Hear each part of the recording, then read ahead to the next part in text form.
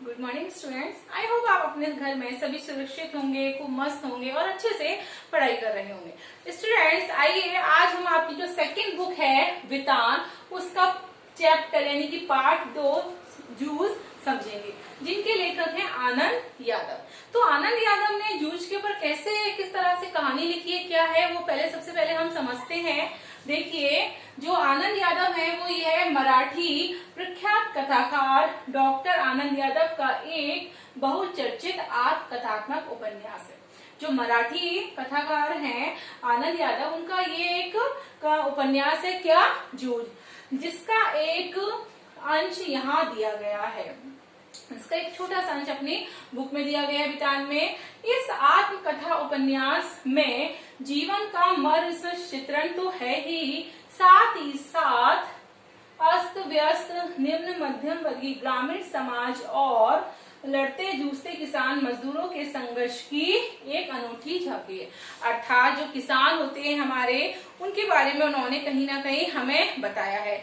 यहाँ लिए गए अंश में हर स्थिति में पढ़ने की लालसा लिए धीरे धीरे साहित्य, संगीत और अन्य विषयों की ओर बढ़ते किशोर के कदमों की आकुल आहट सुनी जा सकती है। यानी कि इसमें ये स्टोरी है, वो एक बच्चा है, किशोर है, जो पढ़ने में जिसकी पढ़ाई छूट जाती है, लेकिन वापस से वो अपनी पढ़ाई शुरू करना चाहता है ना। और इस बारे में पढ़ाई शुरू करने के लिए उसे बहुत सारे प्रयास करने पड़ते हैं, परेशानियां झेलनी पड़ती है। तो उन्होंने इस कहानी के द्वारा हमें बताया है। आगे वो कह रहे हैं कि जो निश्चय ही किशोर होते विद्यार्थियों के लिए हम कदम बन सकती है। यदि हम इस कहानी को बड़े ध्यान से समझेंगे तो कहीं ना कहीं ये कहानी हमारे लिए प्रेरित हुई। तो आइए हम पढ़ते हैं अपनी आनंद यादव की उपन्यास जूझ। देखिए शुरू से। पाठशाला जाने के लिए मन तड़पता था, लेकिन दादा के सामने खड़े होकर ये कहने की हिम्मत नहीं होती थी कि मैं पढ़ने जाऊंगा। इसमें एक व्यक्ति के बारे में बात की गई है, एक बच्चे के बारे में। वो अपने दादा, उसको पढ़ने की इच्छा हुआ करती थी, लेकिन वो अपने दादा से कह नहीं पाता था कि मैं पढ़ने पाठशाला यानी कि स्कूल जाऊंगा। डर लगता था कि हड्डी पसली एक कर देगा। उसको डर लगता था कि कहीं मेरे दादा मुझे मारे नहीं, पीटे नहीं। इसलिए मैं ताक में रहता कि कोई दादा को समझा दे। इसलिए हमेशा वो इस ताक में रहता था कि वो कहीं ना कहीं कि मेरे दादा को कोई समझा दे, ताकि मुझे कोई पढ़ने के लिए स्कूल भेज सके। मुझे इसका विश्वास था कि जन्म भर खेत में काम करते रहने पर भी हाथ कुछ नहीं लगेगा। जो बाबा के समय था वह दादा के समय नहीं रहा। वो ऐसा कह रहा है कि मेरे पिताजी के समय जो था, खेतों में काम करने से शायद खेती फसल अच्छी हो जाया करती थी, तो जरूरी नहीं है कि फ्यूचर में भी ऐसा कुछ हो, कुछ हाथ नहीं लगेगा। ये खेती हमें गड्ढे में ही धकेल रही है। अर्थात दिन पे दिन हमारी जो परिस्थितियां हैं वो कहीं ना कहीं क्या हो रही है, बिगड़ रही है। पढ़ जाऊंगा तो नौकरी लग जाएगी, 4 पैसे हाथ में रहेंगे, बिठोबा आड़मा की तरह कुछ धंधा कारोबार भी किया जा सकेगा। बिल्कुल सही बात है बच्चों, पढ़ना लिखना बहुत जरूरी है। अगर पढ़ लिख जाएगा तो वो शायद किसी काम धंधे पे भी लग जाएगा। अंदर ही अंदर इस तरह के विचार चलते रहते थे। उस किशोर के मन में इस तरह के विचार मन में आते थे, लेकिन उसकी हिम्मत नहीं होती थी अपने दादा से कहने की कि मुझे स्कूल जाना है। दिवाली बीत जाने पर महीना भर ईख पेरने का कोलू चलाना होता है। ईख होती है यानी गन्ना जो होता है, उसकी वो फसल करता था। कोलू यानी कि जो बैल की तरह से जो जुताई वगैरह करते हैं, वो कोलू जरा जल्दी शुरू किया तो दादा की समझ से ईख की अच्छी खासी कीमत मिल जाती थी। अर्थात वो कह रहा है कि अगर हम जल्दी ही काम शुरू करेंगे तो ज्यादा होगा और हमें समय से पहले शायद मुनाफा भी मिल जाएगा। ये उसकी समझ कुछ हद तक सही थी। जब चारों ओर कोलू चलने लगते तो बाजार में गुड़ की बहुतायत हो जाती और भाव नीचे उतर आते। बच्चा बता रहा है वो किशोर कि ज्यादातर सब लोग कोलू की तरह गन्ना उगाने लगते थे, यानी कि गुड़ की होता था, गुड़ निकालना पड़ता था। अब ज्यादा से ज्यादा गुड़ मार्केट में आ जाएगा तो कीमत भी कहीं ना कहीं क्या हो जाएगी, गिर जाएगी। उस समय नंबर 1 और नंबर 2 का गुड़ बहुत आता और हमारे जैसे खेतों पर ही बनाए गए नंबर 3 के गुड़ को कौन पूछता। देखिए हर क्वालिटी का होता है, आप जिस तरह की फसल बोएंगे, जिस तरह का काम करेंगे, वैसा ही आपको परिणाम ही मिलेगा। तो बाजार में कई तरह के गुड़ भी आते थे। वो कहता था हमारा जो गुड़ है वो नंबर 3 है, तो जाहिर सी बात है हमारे गुड़ को कौन पूछेगा। हमारे जैसे खेतों पर ही बनाए जाते थे। उनका मत था कि यदि एक और कुछ दिन में खेत खड़ी रहने दिया तो गुड़ जरा ज्यादा निकलेगा। वो बच्चा कहता है ईख यानी गन्नों को जरूरत से ज्यादा खेत में रखेंगे तो शायद ज्यादा गुड़ निकलेगा, क्योंकि वो अच्छे से गन्ना पक जाएगा। देर तक खड़ी रहने वाली ईख के रस में पानी की मात्रा कम होती है और रस गाढ़ा होता है, जिसके कारण ज्यादा गुड़ निकलता है। लेकिन दादा की समझ से गुड़ ज्यादा निकलने की अपेक्षा भाप ज्यादा मिलना चाहिए। वो कह रहे हैं कि अगर ज्यादा गुड़ आपको चाहिए तो फिर उसके हिसाब से हमें पैसा भी ज्यादा मिलना चाहिए। इसलिए सारे गांव भर में हमारा टोलू सबसे पहले शुरू होता था, यानी कि जो गुड़ बनाने की प्रक्रिया थी, है ना। वो चाहते हैं कि समय से पहले अगर हम कर लेंगे तो समय पर समाप्त कर लेंगे और मार्केट में जाकर गुड़ बेचेंगे तो उसका अच्छा पैसा हमें प्राप्त हो जाएगा। इसी कारण वह इस वर्ष भी शुरू हुआ और उससे जल्दी हम निपट गए, आगे के काम में लग गए। फिर वो बता रहे हैं हम आगे के काम में लग गए। सभी जन धूप में लेटे हुए थे। माँ धूप में कंडे थाप रही थी। मैं बाल्टी में पानी भर भरकर उसे दे रहा था। जो किशोर है वो आगे की स्टोरी हमें बता रहा है। गन्नों की बात यहाँ खत्म हो गई, गुड़ की बात यहाँ खत्म हो गई कि धूप थी, वो असमा लेटे हुए थे।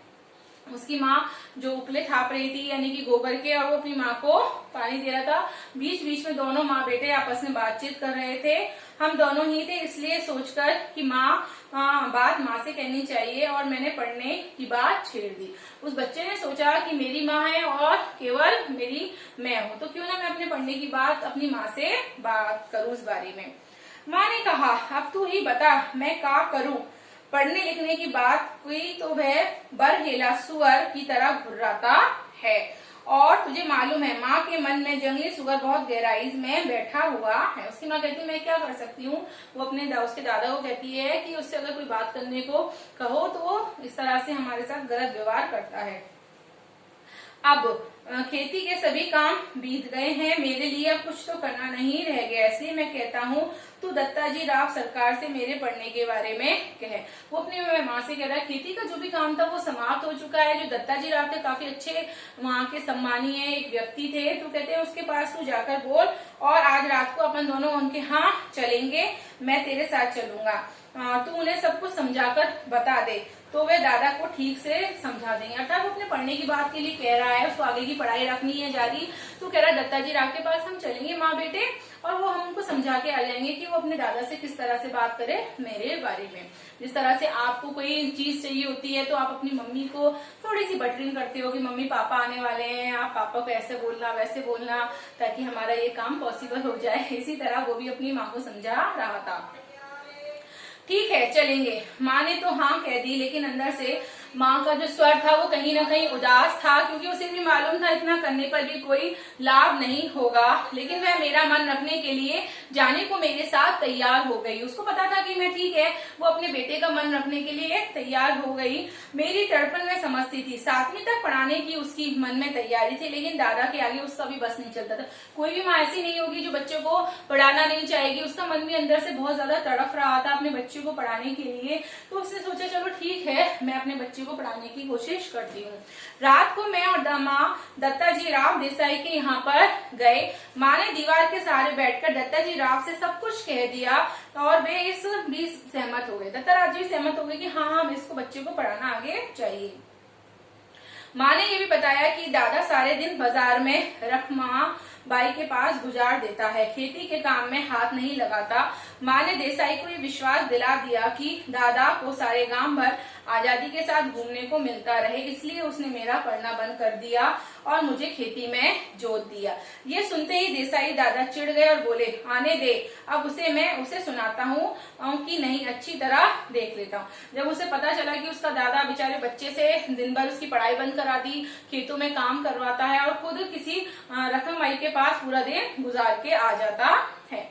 उठते उठते मैंने भी दत्ताजी राव से कहा अब जनवरी का महीना है, अब परीक्षा नजदीक आ गई है। मैं यदि अभी भी कक्षा में जाकर बैठ गया और पढ़ाई की दोहराई कर ली तो 2 महीने में 5वीं की सारी तैयारी हो जाएगी और मैं परीक्षा में पास हो जाऊंगा। वो बच्चा कहता है कि मार्च में जाके जो है परीक्षाएं लगती है, पेपर होते हैं, तो जनवरी में भी अगर मैंने एडमिशन दोबारा से ले लिया तो मैं रिवीजन कर लूंगा और मैं अच्छे नंबरों से पास हो जाऊंगा। कम से कम मेरा ये साल तो पूरी तरह से बर्बाद नहीं होगा और मेरा साल बच जाएगा।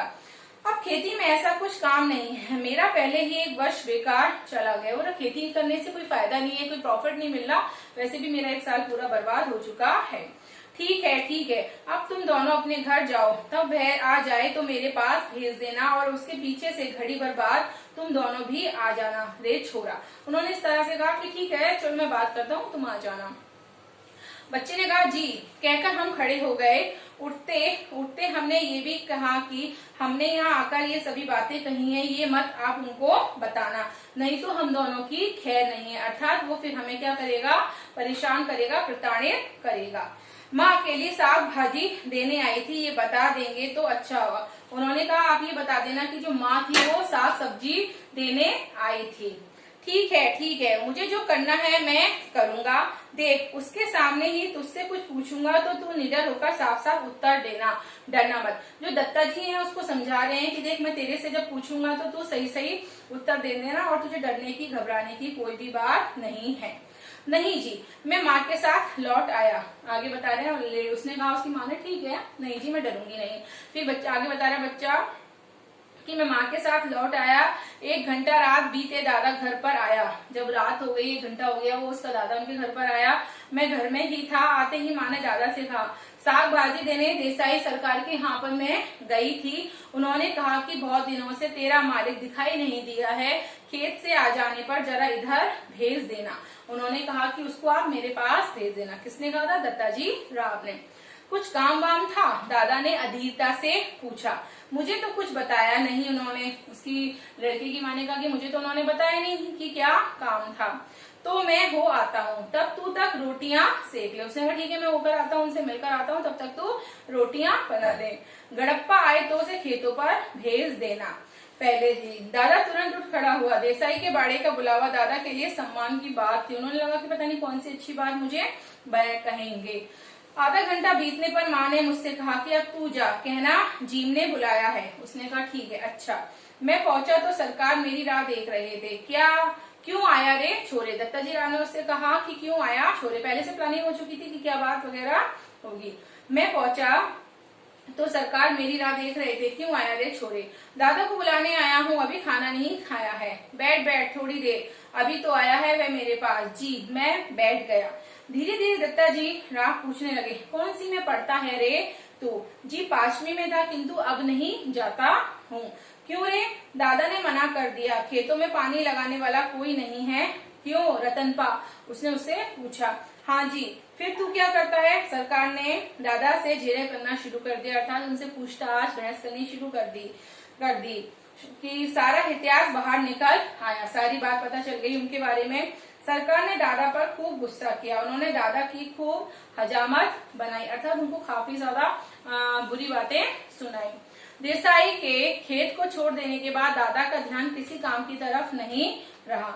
मन लगाकर वह खेत में श्रम नहीं करता, फसल में लागत नहीं लगाता, लुगाई और बच्चों को काम में जोतकर किस तरह खुद घाम भरे में खुले सांड की तरह घूमता है, और अब अपनी मस्ती के लिए किस तरह छोरा का जीवन की बलि चढ़ा रहा है, ये सब उन्होंने सुनाया। अर्थात ये सारी बातें बताई कि उसका जो दादा था वो खुद तो कुछ करता नहीं था, बल्कि पूरे गांव में इधर से उधर ढूंढा करता था। तो स्टूडेंट ये था आज का आपका चैप्टर। कल हम इस चैप्टर को कंटिन्यू करेंगे। Thank you.